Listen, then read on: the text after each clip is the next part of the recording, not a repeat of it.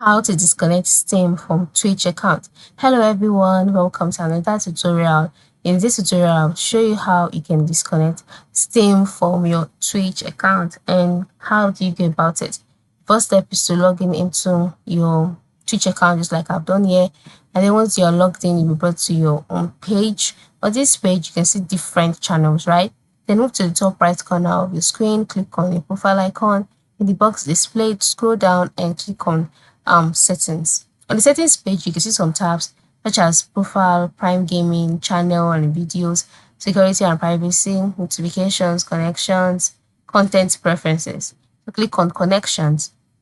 On the connection page, you can see your Steam account, right? Now, if you have connected already, you would not see the option connect here.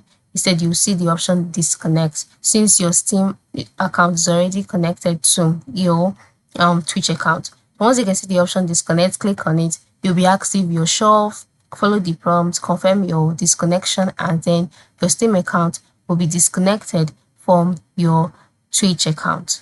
So it is that simple, alright? This is basically how you can disconnect your Steam account from your Twitch account. So go ahead to try it out now, alright? Thank you for watching and have a good day.